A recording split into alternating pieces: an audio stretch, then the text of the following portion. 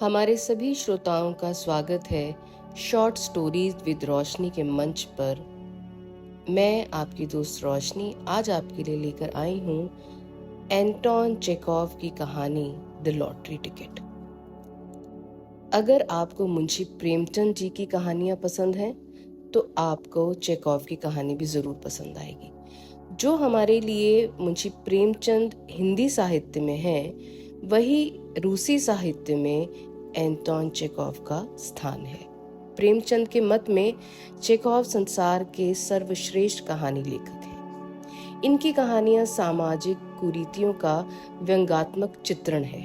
अपने लघु उपन्यासों, कहानियों और नाटक में सामाजिक परिवर्तनों की आवश्यकता की झलक मिलती है।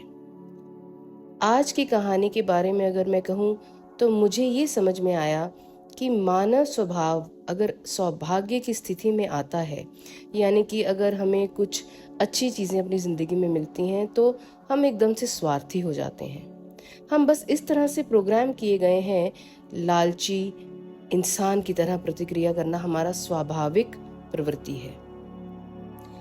एंटोन चेखोव की लघु कहानी द लॉटरी टिकट में हमें ये सबक मिलता है कि कैसे पैसे के बारे में सोचना ही आपके जीवन और आपके व्यवहार का अंत नहीं हो सकता, और कैसे जैसे ही आपके जीवन में पैसा आता भी नहीं है, उसकी खबर ही आती है, तो ये हमारे व्यवहार को नाटकीय रूप से प्रभावित करता है।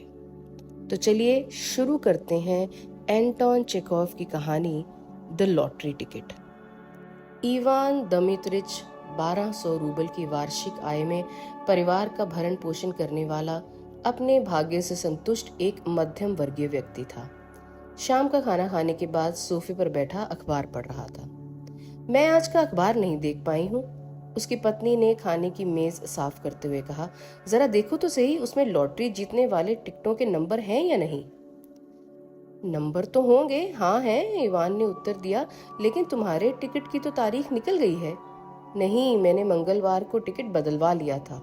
अच्छा, क्या नंबर है? Series 9499, number 26। ठीक है, देख लूंगा। 9499 और 26। इवान दमित्रिच को लॉटरी में कतई विश्वास नहीं था। अपने उसूल के मुताबिक वह जीतने वाले नंबरों की सूची देखने वाला नहीं था, लेकिन उस समय उसके पास और कोई काम नहीं था। अखबार भी सामने पड़ा था, इसलिए उसने नंबरों की सूची पर ऊपर से नीचे की तरफ उंगली घुमाई। तत्क्षण उसके अविश्वास का मजाक उड़ाती हुई उसकी नजर ऊपर से नीचे की दूसरी लाइन में 9499 नंबर पर पड़ गई।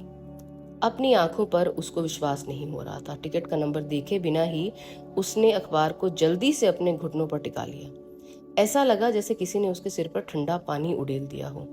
पेट में अजीब सी ठंडक, तेज गुदगुदी महसूस हो रही थी।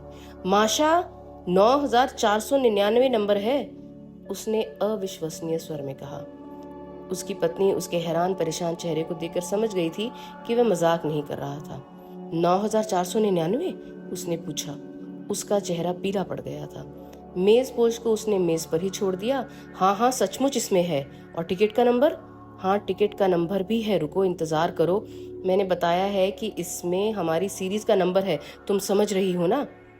पत्नी की तरफ देखकर इवान के चेहरे पर निश्चल मुस्कान दौड़ गई। उसी प्रकार जिस प्रकार शिशु किसी चमकीली रंग बिरंगी चीज को देखकर मुस्कुरा पड़ता है, उसकी पत्नी भी मुस्कुरा रही थी। उसको भी ये बात अच्छी लगी कि उसने केवल सीरीज का नंबर ही बताया था, टिकट का नंबर देखने की कोशिश ही नहीं करी थी। संभावित धन ऐश्वर्य की आशा स्वयं में अतीव सुखद और रोमांचकारी होती है। ये हमारी सीरीज ही है। काफी देर तक चुप रहने के बाद इवान बोला, इसी बात की पूरी संभावना है कि हम जीत गए हैं। ये केवल संभावना है, फिर भी है तो सही। अच्छा, आप टिकट का नंबर देखो, थोड़ा इंतजार करो, निराश होने के लिए तो बहुत समय पड़ा है। नंबर ऊपर से दूसरी लाइन में है, इसलिए पुरस्कार राशि 75,000 रूबल होगी।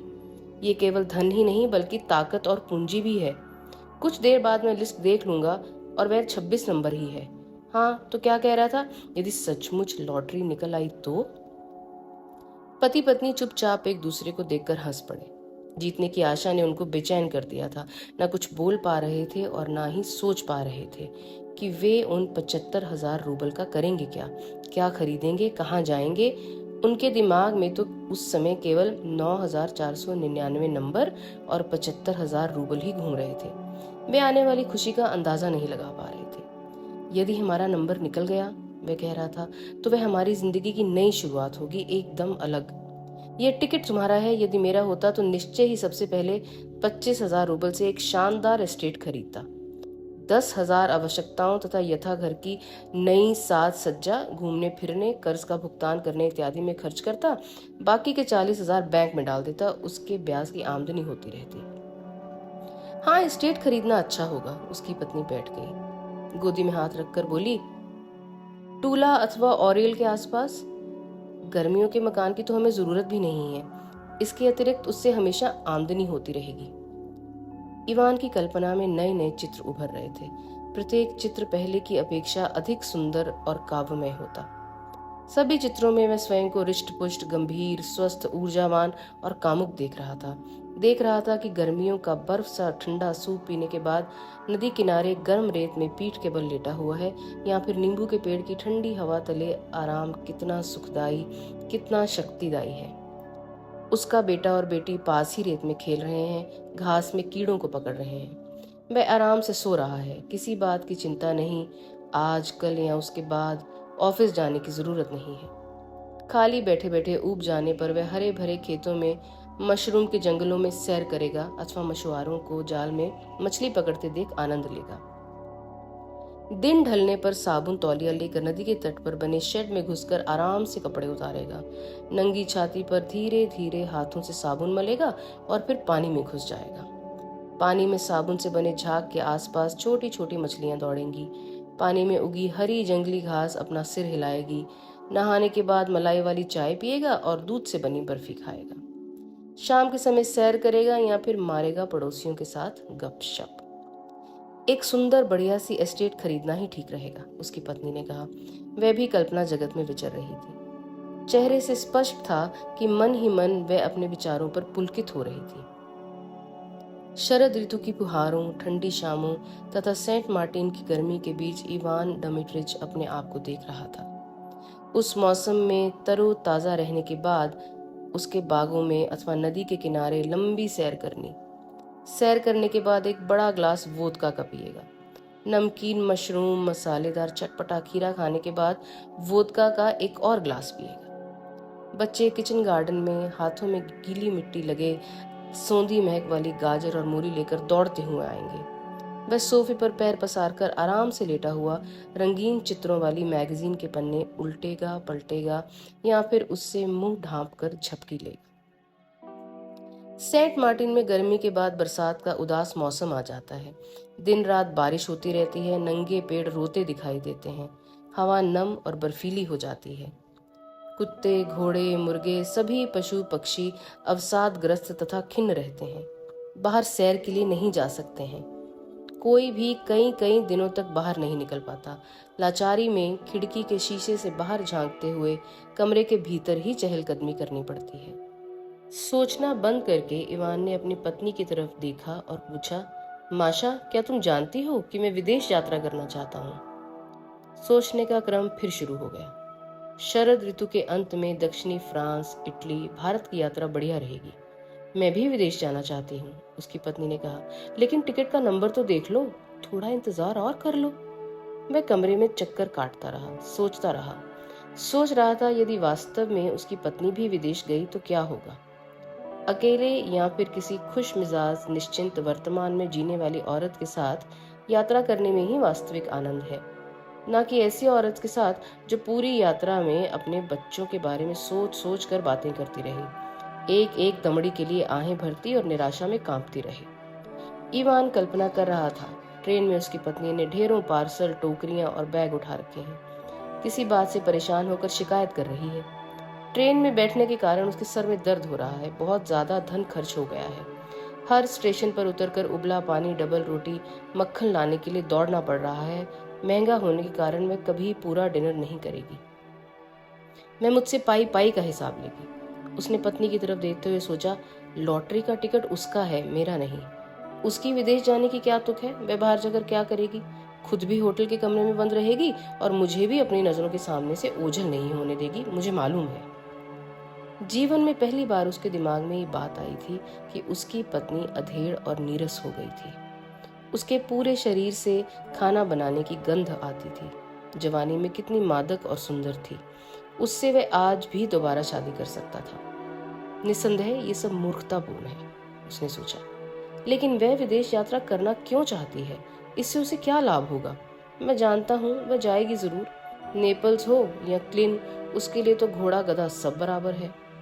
पूरी यात्रा में कांटे की तरह चुभती रहेगी। मैं उस पर आश्रित रहूंगा। मुझे मालूम है कि आम औरतों की तरह ये भी धनराशि मिलते ही तिजोरी में बंद कर देगी, अपने रिश्तेदारों पर लुटाएगी और मुझे पाई पाई के लिए तरसाएगी। इवान अब अपनी पत्नी के रिश्तेदारों के बारे में सोचने लगा था। लॉटरी निकलने की खबर मिलते ही उसके दुष्ट भाई बहन अंकल आंटी भागते हुए आ जाएंगे। हमारे सामने चिकनी चुपड़ी दिखावटी मुस्कुराहट के साथ भिखारियों की तरह गिड़गिड़ाने लगेंगे। नीच, घिनौने, कुछ देने पर और अधिक मांगेंगे, इनकार करने पर चीखेंगे, गालियां देंगे और हर तरह की बद्दुआ देंगे। इवान दमित्रिच को अपने रिश्तेदारों का भी ध्यान आया। पहले वे उन्हें निष्पक्ष रूप से देखता था, लेकिन अब वे भी उसे घिनौने और मक्कार दिखाई दे रहे थे। सब के सब रेंगने वाले कीड़े हैं, उसने सोचा। घिनौने दिखाई देने लगे थे। उनके प्रति भी मन में क्रोधाग्नि भड़क उठी। ईर्ष्या पूर्वक सोच रहा था, धन दौलत के बारे में कुछ नहीं जानती तभी तो इतनी कंजूस है। बहुत हुआ तो मेरे हाथ से भी 100 रूपल थमा देगी और सब ताले में बंद कर देगी। पत्नी की तरफ मुस्कुराहट के साथ नहीं बल्कि घृणा के साथ देखने लगा। पत्नी भी उसको घृणा तथा क्रोध भरी दृष्टि से देख रही थी। उसके अपने सपने, आकांक्षाएं, इच्छाएं थी। अपने पति के सपनों को वो भली भांति जानती थी। वह जानती थी कि कौन उसको मिलने वाली इनाम की राशि को सबसे पहले हड़पने की कोशिश करेगा। उसकी आंखों से स्पष्ट झलक रहा था, दूसरों के धन से हवाई किले बनाना अच्छा है, लेकिन तुम ऐसा साहस नहीं कर पाओगे। इवान पत्नी की नजर में छिपे भावों को ताड़ गया था। उसका मन दोबारा घृणा क्रोध से भर गया। पत्नी को परेशान करने के ख्याल से जल्दी से अखबार के चौथे पन्ने पर नजर डाली और विजयी मुद्रा से बोला, सीरीज 9499 नंबर 46 है, 26 नहीं। घृणा आशा एक ही क्षण में लुप्त हो गई। इवान और उसकी पत्नी को कमरा छोटा और अंधकारपूर्ण दिखाई देने लगा। शाम को खाया हुआ खाना हजम नहीं हुआ था, पेट भारी हो रहा था।